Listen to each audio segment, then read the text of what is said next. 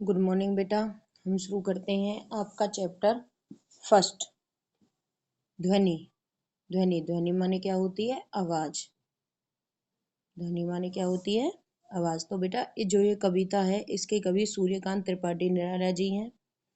यह कविता सूर्यकांत त्रिपाठी निराला जी द्वारा रचित एक ध्वनि एक बहुत ही श्रेष्ठ कविता है।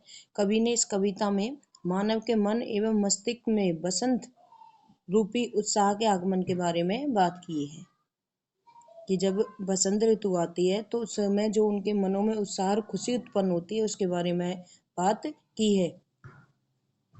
तो बेटा यहाँ पर क्या कहते हैं कवि, ध्यान देना कि अभी न होगा मेरा अंत, अभी अभी तो आया हूँ मेरे वन में मृदुल बसंत, अभी न होगा मेरा अंत।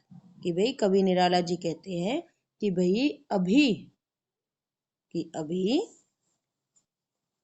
उनका अंतिम समय नहीं आया है, कि भाई अभी उनका अंतिम समय नहीं आया है, अभी उनकी मृत्यु नहीं आई है, भाई उनकी अभी मृत्यु नहीं आई है।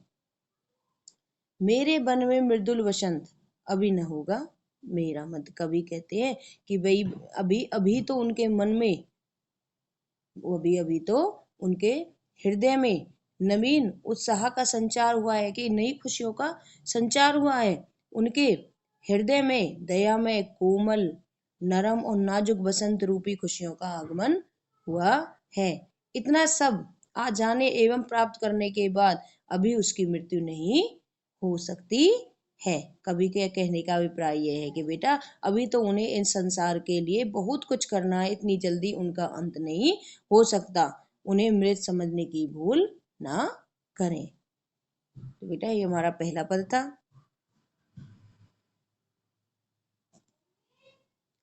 हरे हरे ये पात, डालिया कलियां कोमल गात। हरे हरे ये पात, डालियां कलियां कोमल गात, मैं ही अपना स्वप्न मृदुल कर फेरूंगा इन निद्रित कलियों पर, जगह एक प्रत्युष मनोहर। तो बेटा यहाँ पर कवि क्या कहते हैं, तो ध्यान से देखना कि इन पंक्तियों में बेटा कवि कहते हैं कि मेरे जीवन रूपी वन में अभी अभी तो बहुत ही कोमल बसंत का आगमन हुआ है, भी अभी अभी तो खुशियां आई हैं। ये जो हरे हरे पत्ते हैं, पात माने क्या होता है? पत्ते हैं। और डालिया कलियां कोमल गात, कि जो ये हरे भरे पत्ते रूपीन नवीन भाव तथा कोमल डालियां रूपी प्रेरणा है, तथा कोमल शरीर वाली कलियां रूपी आशाएं अभी अभी तो विकसित हुई है। कवि क्या कहते हैं कि जो ये हरे हरे पत्ते हैं, हरे हरे पत्ते हैं, नवीन भाव है, तथा डालियां कलियां कोमल गात वाली अभी अभी तो नई आशाएं और कल्पनाएं विकसित हुई हैं। मैं अपना स्वप्न मृदुल फेर कर, कवि क्या कहते हैं कि बेटा स्वप्न माने सपना, मृदुल माने कोमल नरम नाजुक होता है। कवि कहते हैं कि मैं अपना कोमल हाथ फेर कर इन कलियों को नवजीवन प्रदान करूंगा। कि भाई मैं अपना जो कोमल हाथ है, स्वप्न माने सपना, मृदुल माने और कर माने हाथ, मैं इन अपने सपनों की तरह कोमल हाथ फेरूंगा निद्रित कलियों पर। जो कलियां हैं उन पर, जो सोई हुई कलियां हैं आलस से भरी हुई है, उन पर अपना मैं हाथ फेरूंगा और जगह एक प्रत्युष मनोहर, प्रत्युष माने प्रभाव, मनोहर माने मन को जीतने वाला अर्थात सुंदर, और उन्हें एक सुंदर सुबह प्रदान करूंगा। क्या कहते हैं बेटा कवि, जो ये हरे हरे पत्ते नवीन भाव है तथा डालियां कलियां कोमल भाव है हमारे, जिसके कारण नई कल्पनाएं उत्पन्न हुई हैं, मैं ही अपना स्वप्न मृदुल कर, मैं अपने सपनों की तरह कोमल हाथ फेरूंगा निद्रित कलियों पर। निद्रित यानी कि सोई हुई जो कलियां हैं उन पर अपना हाथ फेर कर जगह प्रत्युष मनोहर, यानी कि सुबह की उन्हें सुंदर प्रदान करूंगा, सुबह का जो सुंदर दृश्य है मैं उनको प्रदान करूंगा।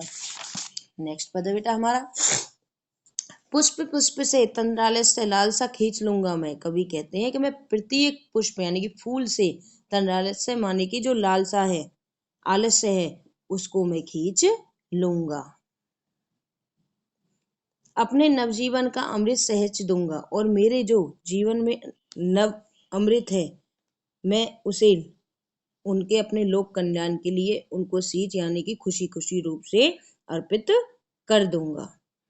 द्वार दिखा दूंगा फिर उनको, क्या कहते हैं कवि कि भाई फिर मैं उनको उस द्वार को दिखा दूंगा जहां मेरे अनंत, जहां मेरे प्रभु आराध्य रहते हैं, अभी न होगा मेरा अंत, और मैं उन्हें अपने आराध्य तक ले जाऊंगा और अभी मेरा अंत नहीं होगा, क्योंकि मुझे अभी समाज में रहकर बहुत से कार्यों का वर्णन करना है, जो कि हर जो निराश और हताशा व्यक्ति हैं उनके लिए मुझे ये कार्य रहकर ही करना है, ताकि उनके जीवन में ये नवीन भाव प्रवृत्त किया जाए। तो बेटा हमारी जो ध्वनि कविता है एक प्रकृति चित्रण है, जिसमें प्रकृति के द्वारा ही ये चित्रण किया गया है। यह चित्रण बहुत ही अत्यंत और मनोहारी है।